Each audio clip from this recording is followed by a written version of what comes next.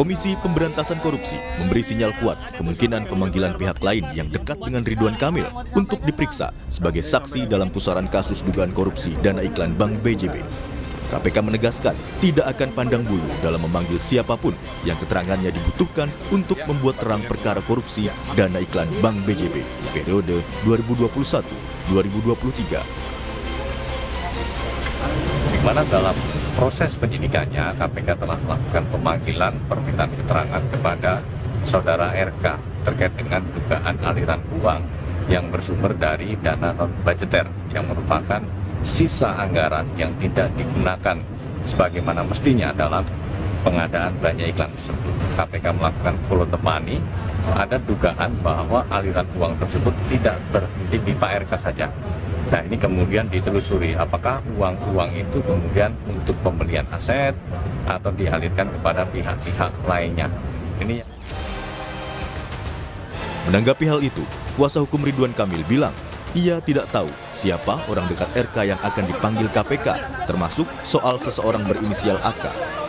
Kuasa hukum RK bilang hal tersebut sepenuhnya kewenangan KPK.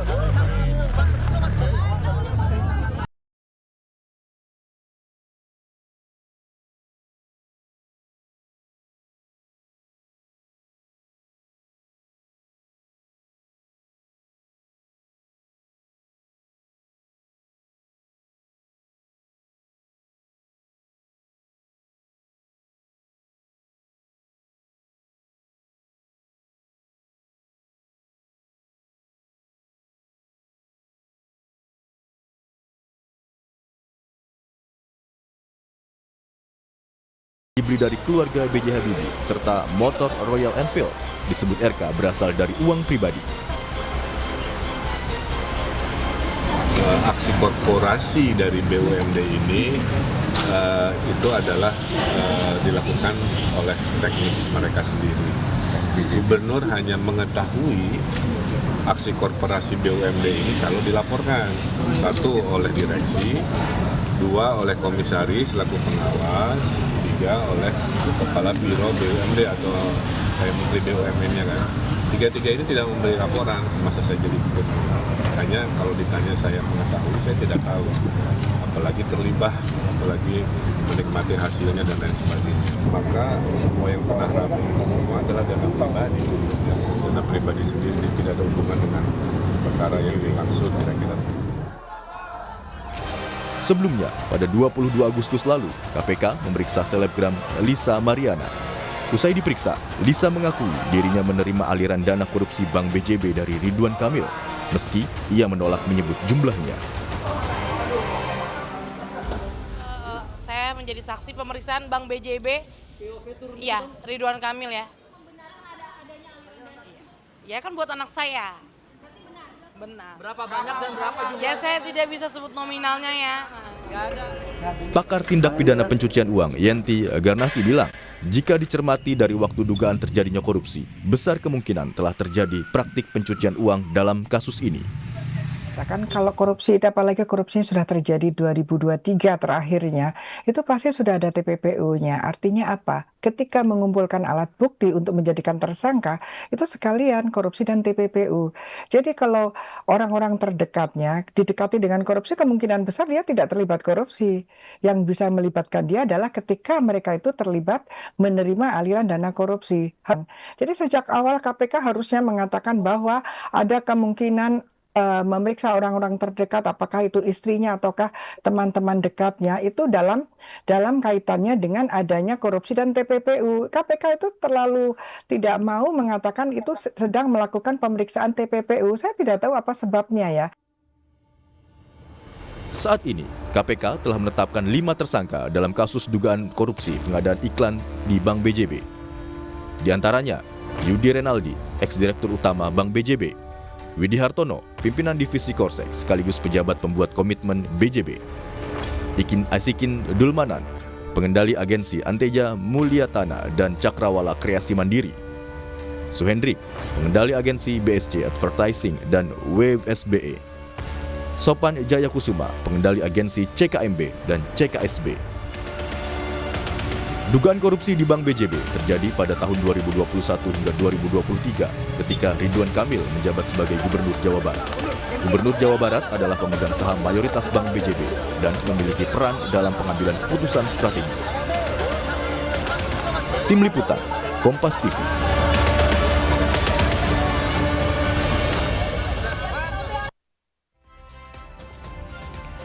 KPK memberi sinyal kuat kemungkinan pemanggilan pihak lain yang dekat dengan Ridwan Kamil untuk diperiksa sebagai saksi dalam pusaran kasus dugaan korupsi dana iklan Bank BJB. Apakah langkah ini memanggil orang-orang untuk bisa melacak aliran dana dugaan korupsi iklan BJB ini sudah tepat? Kita akan bahas bersama dengan peneliti Pusat Kajian Anti Korupsi Hukum UGM, Zainur Rohman. Selamat pagi, Mas Zainur. Selamat pagi. Ya, saudara, sebelumnya kami juga sudah mencoba untuk menghubungi dan juga mengundang kuasa hukum Ridwan Kamil untuk bergabung di pagi hari ini, namun yang bersangkutan berhalangan untuk bisa bergabung. Saya akan langsung tanyakan kepada Mas Zainur, ini terkait dengan fokus KPK yang sekarang ingin memeriksa orang-orang terdekatnya Ridwan Kamil untuk mengetahui aliran dana yang diduga hasil korupsi, seperti itu, Mas. Tapi di sisi lain juga terkait dengan sumber uang yang mungkin digunakan oleh Ridwan Kamil untuk bisa membeli aset ataupun memberikan uang ke orang-orang ini juga kita belum jelas ini dari mana. Apakah tepat kemudian menelusuri alirannya terlebih dahulu tanpa kita tahu sumbernya jelasnya dari mana? Ya, ini sepertinya KPK cukup berlarut-larut ya terkait dengan penanganan korupsi Bank BJB karena ini sudah relatif lama ya. Jadi kan ini ada dugaan korupsi dalam bentuk markup ya. Ada belanja iklan di BJB itu sekitar 400 miliar, tetapi ternyata yang dibayarkan kepada vendor itu ada kemahalan sejumlah 222 miliar. Nah, 222 miliar itu dianggap sebagai kerugian keuangan negara yang kemudian dana itu digunakan sebagai dana non-budgeter. Nah, dana non-budgeter ini mengalir kemana saja? Itu kan yang jadi pertanyaan. Apakah ada yang mengalir ke RK? Apakah ada yang mengalir ke pejabat-pejabat yang lain? Atau adakah kaitannya dengan kontestasi pemilihan umum di tahun 2024? Nah, itu harusnya KPK menggunakan laporan hasil analisis PPATK untuk bisa membuat terang kemana saja larinya uang 222 miliar itu. Nah, kalau tadi pertanyaannya apakah tepat memeriksa orang-orang yang diduga terkait dengan RK? Selama KPK punya dugaan yang kuat didasari pada alat bukti bahwa RK diduga menerima aliran dana, maka memeriksa orang-orang yang terkait dengan RK itu beralasan menurut hukum. Jadi memang harus didahului terlebih dahulu oleh satu alat bukti yang menunjukkan adanya aliran dana dari dana non-budgeter 222 miliar itu ke RK. Kalau tidak ada dugaan KPK aliran dana ke RK, maka memeriksa orang-orang yang terkait dengan RK itu justru kita pertanyakan untuk apa. Nah, ketika sekarang KPK akan memanggil orang-orang yang terkait dengan RK, artinya seharusnya KPK sudah terlebih dahulu mengantongi dugaan dan alat bukti bahwa RK ini menerima aliran dana. Kemudian baru ditelisik oleh RK ini dananya digunakan apa saja. Apakah untuk beli motor, beli mobil mantan Presiden B.J. Habibie, apakah juga kemudian diberikan kepada orang-orang tertentu. Nah, itu yang kemudian baru ditelisik lebih lanjut. Jadi Mas, pokok perkaranya tetap harus dari pertanyaan apakah KPK pegang alat bukti adanya aliran dana dari BJB ke RK. Itu dulu. Berarti asumsinya Mas Zainur, KPK sudah mengantongi bukti ini dari gandeng KPK di Oktober lalu dong soal analisis transaksi keuangannya RK. Kalau misalnya KPK sudah berani untuk bisa memanggil orang-orang dekat RK untuk menelusuri aliran dana. Ya, jadi ketika KPK panggil orang-orang ini ya, KPK artinya kan sudah harus yakin ketika KPK juga sudah pernah diberikan informasi oleh PPATK mengenai hasil analisis transaksi keuangannya gitu kan. Nah, yang jadi pertanyaan kalau KPK sudah yakin kok sampai sekarang belum ada penetapan status terhadap RK, apapun statusnya gitu kan. Nah, ini kan kemudian menjadi pertanyaan publik, apa yang sedang dimainkan oleh KPK, apa yang sedang strategi dijalankan oleh KPK kemudian KPK justru memanggil orang-orang di sekitar RK ini. Memang di dalam pengungkapan TPPU, ya, money laundering, itu ada metode yang disebut sebagai lifestyle analysis. Lifestyle analysis itu adalah penegak hukum melakukan analisa terhadap gaya hidup dari seorang penyelenggara negara untuk menunjukkan apakah ada pengeluaran-pengeluaran yang wajar dibandingkan dengan penghasilan yang sahnya atau tidak gitu ya. Misalnya begini, misalnya ada bentuk-bentuk gaya hidup yang jauh dari profil penghasilan sahnya. Atau misalnya dalam konteks lain ya, saya tidak bicara kasus ini, misalnya ada pengeluaran kepada wanita-wanita sebagai saya tidak tahu hubungan-hubungan tertentu di luar hubungan pernikahan misalnya. Itu kan oleh penegak hukum ini sudah menjadi praktik di dunia ya, biasanya menjadi pintu masuk. Kan biasanya ketika hubungan suami istri itu uang diketahui oleh suami dan istri. Nah, untuk membiayai gitu ya, misalnya hubungan lain biasanya itu kan menggunakan biaya-biaya yang tidak resmi yang kadang-kadang juga bisa bersumber dari biaya yang haram gitu ya.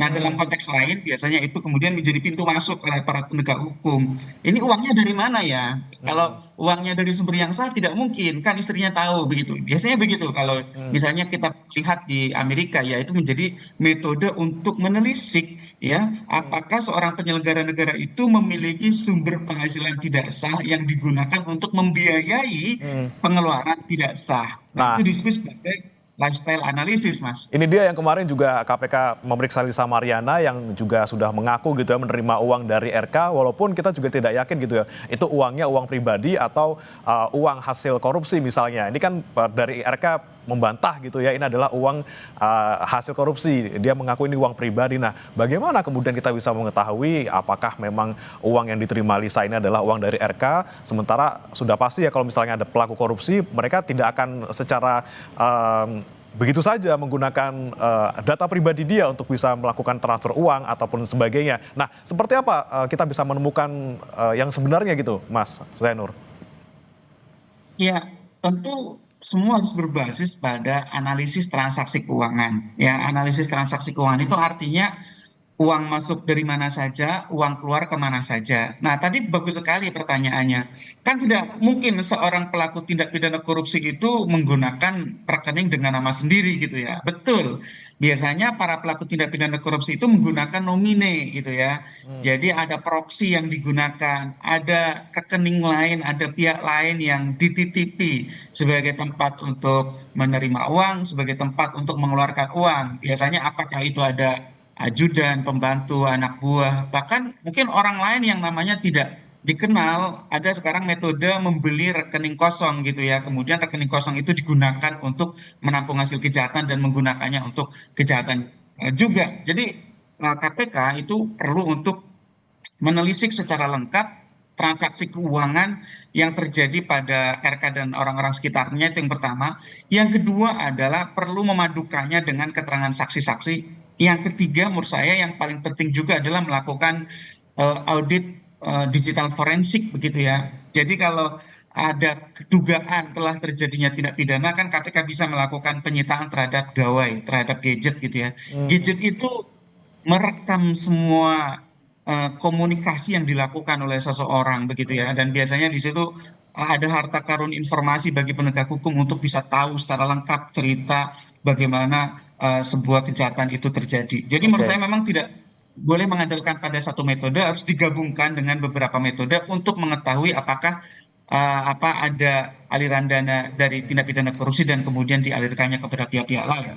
Salah satunya tadi ya Mas ya, digital forensiknya gitu, terutama gawai yang digunakan oleh RK. Nah, bicara terkait dengan aliran dana yang diduga mengalir ke beberapa orang terdekat gitu, Mas Zainur, ini kan berarti di sana ada kecurigaan TPPU gitu ya. Ini kan disebutkan oleh Bu Yenti Garnasi, pakar TPPU, ini KPK dari awal tidak pakai undang-undang TPPU untuk penyelidikan ini, dan dari awal memang tidak akan menyelidiki ataupun tidak sedang menyelidiki TPPU. Nah, ketika sudah memeriksa orang-orang terdekat yang diduga menerima aliran dana dari RK, seharusnya seperti apa, Mas? Ini ada apa di balik ini? Ya, kalau kita lihat ya, undang-undang TPPU ini sebenarnya sangat bisa mendukung upaya pemberantasan korupsi ya. Bahkan tidak hanya RK-nya, pihak-pihak di BJB itu juga bisa dijerat dengan TPPU ketika mereka mentransfer, mengalihkan, membelanjakan, membayarkan ya uang hasil kejahatannya. Itu mereka bisa dijerat dengan TPPU. Di pasal 75 Undang-Undang TPPU itu di sana dikatakan bahwa ketika penyidik memiliki alat bukti dugaan terjadinya TPPU, maka itu bisa digabungkan dengan pokok perkaranya yaitu tindak pidana korupsi. Jadi bisa dijerat dengan dua pasal, pasal tipikor dan pasal pencucian uang TPPU. Nah, itu untuk memudahkan agar kemudian pola alirannya itu bisa tergambar dengan lengkap dari si pentransfer, si pemberi gitu ya. Nah, yang kedua, Mas, kan Undang-Undang TPPU itu kan ada TPPU aktif yaitu memberikan dan TPPU pasif yaitu menerima gitu ya. Bagi pihak-pihak yang menerima aliran dana yang diketahuinya atau patut diduga berasal dari kejahatan, itu juga bisa dijerat dengan tindak pidana gitu ya. Itu ada di pasal 5 Undang-Undang TPPU. Jadi ketika misalnya seseorang menerima aliran dana, dia tidak bisa berkilah misalnya, oh ini kan saya hanya dikasih. Ya ada pemberian yang wajar atau pemberian yang tidak wajar. Apakah itu didasarkan pada satu transaksi yang sah atau transaksi yang tidak sah? Misalnya jual beli. Jual beli wajar misalnya membeli mobil. Itu bukan TPPU, tetapi kalau misalnya ya orang sekadar dikasih dalam jumlah yang fantastis, dia menduga itu harus dari tindak pidana, itu bisa dijerat dengan TPPU pasif. Sehingga memang saya setuju dengan ketika ada pendapat yang mengatakan harusnya KPK menggunakan TPPU ini sejak awal. Nah, bahkan tidak hanya untuk kasus yang sekarang sedang kita diskusikan, dari awal pejabat-pejabat BJB itu pun seharusnya bisa dipasangkan antara pasal-pasal Undang-Undang Tipikor dengan pasal TPPU karena ya dana non-budgeter senilai dari lebih dari 200 miliar itu kan dibelanjakan, ditransfer, dihibahkan gitu ya kepada pihak-pihak lain ya. Itu kan kemudian harusnya bisa digunakan pendekatan TPPU sehingga nanti tujuannya ini menurut saya satu ya yang paling penting ya, agar kerugian yang dialami oleh BJB itu bisa dipulihkan 100% sehingga kerugian negara itu bisa dipulihkan gitu ya. Ini kan 400 miliar uang yang sangat besar untuk Jadi sekali jalan bisa langsung semuanya tercover gitu ya Mas ya. Untuk korupsinya iya tapi TPPU-nya juga gitu ya. Oke, Mas Zainur, untuk status dari RK sendiri sampai sekarang masih saksi, padahal penggeledahan sudah dilakukan dari Maret gitu ya, sudah menyita beberapa kendaraan dan juga ada sejumlah barang bukti elektronik gitu. Ini sampai Desember belum ada perubahan status ataupun update gitu ya. Ini sebenarnya terlibat atau tidak? Nah, ketika kita melihat peran RK sebagai Gubernur Jawa Barat ketika dugaan korupsi terjadi di BJB, yang mana pasti perannya sangat besar sebagai seorang gubernur, sebagai pemegang saham terbesar dari BJB. Nah, kemungkinan RK menjadi tersangka seperti apa, Mas Zainur? Itu pertanyaan kita kepada KPK ya. Jadi sebenarnya ini KPK menurut saya sudah terlalu lama dan ketika KPK sudah membuka ke publik ya apa yang menjadi persoalan di sekitar RK ini, saya harap KPK punya alat bukti yang kuat gitu ya sampai kepada tahap selanjutnya. Jangan sampai ketika ini sifatnya sudah publik seperti ini ternyata KPK tidak punya alat bukti keterlibatan dari RK, maka itu sama saja dengan membunuh karakternya gitu ya. Jadi memang ini harus menjadi pelajaran penting bagi KPK untuk memisahkan ya mana yang seharusnya investigasi dilakukan secara tertutup dan mana yang perlu diumumkan kepada publik sebagai bentuk transparansi. Nah, kalau tadi pertanyaannya RK sebagai gubernur kewenangannya sangat besar, RK sebagai gubernur ex officio dan seterusnya gitu ya. Tentu itu semua tidak akan berarti tanpa adanya alat bukti. Alat bukti yang menunjukkan adanya aliran dana dari BJB kepada RK baik langsung maupun menggunakan nomine, menggunakan pihak lain untuk menampung dananya. Selama ada alat bukti itu harus ditetapkan sebagai tersangka. Tapi kalau tidak ada alat bukti itu, maka RK harus dipulihkan, nama baiknya harus direhabilitasi, harus kemudian dilindungi hak-haknya. Ini yang kemudian ditunggu dari KPK. KPK menurut saya ini sudah relatif lama ya untuk perkara ini, dan publik sudah menunggu-nunggu agar ya tidak menjadi sensasi di publik, tetapi murni merupakan satu bentuk penegakan hukum, sehingga tujuannya satu, kebenaran dan keadilan bisa terwujud, dan aset recovery 409 miliar itu bisa optimal, sehingga negara bisa dipulihkan kerugiannya. Itu yang paling penting. Kemudian Mas Zainur, lagi-lagi nih terkait bagaimana kemudian KPK menyelidiki adanya dugaan korupsi oleh RK. Ini kan sumber awalnya dari BJB 222 miliar, kemudian diduga itu mengalir ke RK, kemudian diduga juga mengalir ke orang-orang terdekat RK. Nah, kemudian dengan belum adanya ditemukan gitu ya ada bukti yang kuat bahwa RK sebagai tengahnya gitu ya, dari hulu kemudian tengah hilir. Nah, kemudian KPK justru lompatnya ke hilir dulu. Tadi seperti pertanyaan awal saya, apakah kemudian ini juga bisa menjadi progres yang signifikan untuk bisa membuktikan RK juga menerima dana tersebut di tengah gitu, bukan di hilirnya? Ya, harapannya tetap bisa ya, meskipun ini menjadi pertanyaan kita bersama, tapi kita dukung KPK. Silakan KPK lakukan pemeriksaan terhadap orang-orang yang diduga terkait dengan RK itu. Silakan, karena itu memang kewenangan KPK. Tapi sekali lagi yang paling penting sebagai ujung tombak pembuktian tetap adalah aliran dana. Apakah ada buktinya dari BJB kepada RK-nya? Soal kepada RK mengalir kemana saja itu yang sekunder. Yang primernya tetap menurut kami adalah dari BJB-nya. Nah, ini yang kemudian KPK harus kita dorong betul-betul ya untuk sampai kepada kesimpulan. Silakan kalau memang ternyata secara langsung tidak ketemu, secara tidak langsungnya itu yang harus diteliti oleh KPK. Apakah ada nomine, apakah ada proksi yang digunakan, apakah ada nama-nama pihak lain, siapapun itu gitu ya. Apakah itu pembantu, supir, ajudan, apakah itu saudara, kerabat, family, atau bahkan mungkin rekening yang dibeli dari black market gitu ya. Karena sekarang banyak rekening yang dijual untuk menampung hasil kejahatan, apakah itu kejahatan-kejahatan terkait dengan dunia digital gitu ya misalnya. Nah, sehingga ini sekali lagi ini KPK sudah ditunggu oleh publik untuk sampai kepada kesimpulan sehingga kita bisa move on kepada hal-hal lain yang lebih penting. Kasus ini sudah seharusnya diselesaikan, tidak berlarut-larut, apalagi kan ini kemudian sekarang sudah melebar kemana-mana ya, sudah sampai kepada persoalan-persoalan yang sangat sumar gitu ya. Yang seharusnya negara membatasi mana yang menjadi wilayah negara, mana yang menjadi wilayah personal. Nah, batas antara wilayah negara dan personal itu negara baru boleh masuk ke ranah personal ketika ranah personal itu memiliki dugaan keterkaitan dengan tindak pidana. Apakah seseorang memiliki affair, apakah seseorang memiliki mistress, itu bukan urusan negara. Tapi kalau affair-nya itu dibiayai menggunakan uang hasil kejahatan, nah itu baru urusan negara. Kalau ada alat buktinya silakan, kalau tidak ada, negara nggak usah ikut campur terhadap urusan-urusan personal itu. Gitu, Mas. Lagi-lagi yang kita nantikan KPK bisa membuktikan adanya aliran dana ke RK, jangan sampai melebar kemana-mana. Kalau misalnya ada buktinya segera jadi tersangka, kalau tidak segera pulihkan nama baiknya, jangan sampai berlarut-larut dan membuat ini menjadi kemana-mana sampai menyentuh ke persoalan pribadi. Terima kasih Mas Zainur Rohman, peneliti Pusat Kajian Anti Korupsi Fakultas Hukum UGM sudah bergabung bersama kami. Dan sebelumnya saudara, kami juga sudah terus mencoba untuk menghadirkan kuasa hukum Ridwan Kamil, namun memang belum bisa bergabung di dialog pagi hari ini. Terima kasih Mas Zainur, selamat pagi.